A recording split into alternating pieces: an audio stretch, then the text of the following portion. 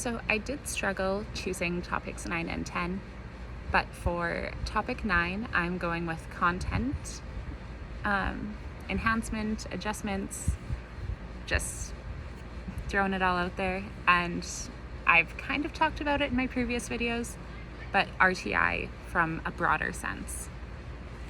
So for content enhancement, I think a good strategy is to let students choose. I think that makes it a lot more interesting, it makes them more engaged, and you will always get a variety of assignments. Like, you won't be reading, like, Sally rode a bike like 30 times. So I think it's more fun for everyone, and it's a good way to make sure students are learning well. And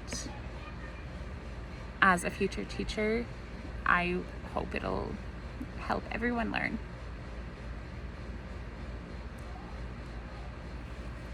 So in Saskatchewan, the high school curriculum is a little more flexible. So flexible as long as you meet the outcomes. So I think we can do this in many ways, and it still engages the students and gets them excited to learn. And for students with learning disorders, it makes even more sense to let them choose their topics, because either that's for the week or for each assignment or within a topic So it helps them to dive into what they already enjoy and can make the assignment feel less daunting and less intimidating. So let's say in high school social we're learning about ancient cultures, and I want them to give me a piece, whether it be oral, visual, presentation, a video, whatever they want to do, poster, that would be great, on something they like about Rome, ancient Rome. So students can choose different aspects of the Roman culture based on their interests. So if a student is very fixated on like buildings and architecture, Rome is obviously a great one, like great thing for that, so they can really dive into the Roman buildings and like maybe what has been influenced out of Rome or where Romans got their influence. I think that would be really cool. Or if they're into like the lovely Roman politics, I think that would be another good thing that they can just dive in and explore. So those are both ways that they can meet the curriculum outcomes, but having the content based on what they're interested in. So they're still learning like history and ancient cultures, but they're focusing on things that they find more interesting. Because if you ask me to write about 1920s cars, I'm not going to be into it. But if I write about the 20s, like Prohibition era, that's a little more interesting. And 1920s, I guess I can't say just 20s anymore. Sorry. So my topic 10 is RTI and response to intervention. So that is using evidence-based interventions to make sure each student is learning to their full capabilities. RTI is great for individualizing the interventions each student may need. I like how it was mentioned in class that it should never be static. So if a student moves into the tier 2 or tier 3 interventions, those interventions put in place should always have the intention of moving down to tier 1. Like, it should always be helping to improve their learning, not just to satisfy what is going on, but to help mend that it's not broken, but to make it work for everyone.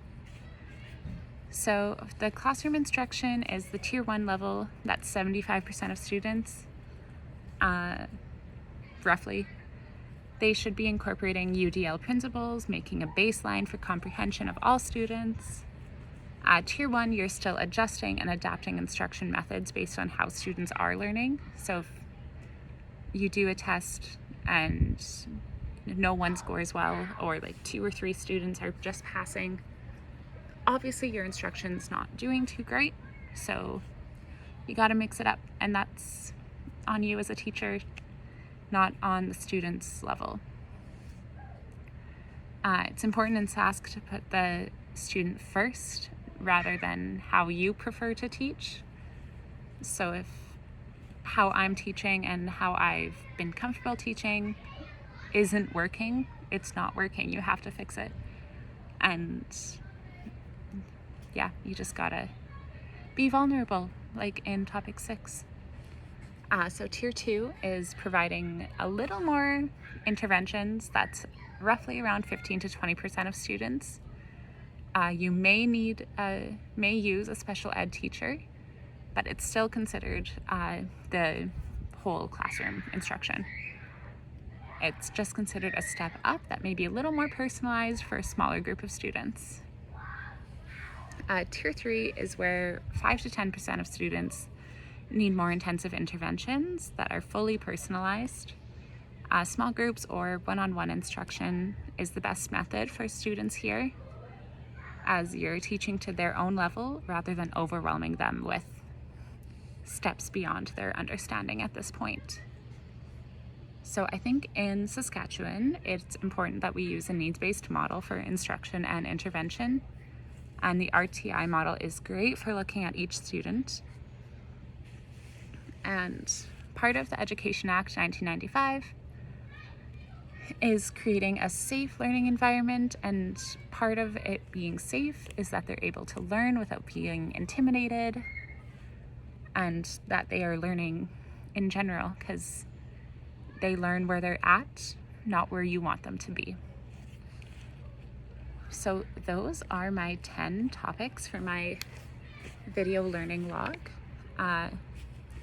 Yeah, thank you for a great class, and I hopefully will see you again in the future. Good luck with your new job at the ministry. That's super exciting. Okay, bye-bye.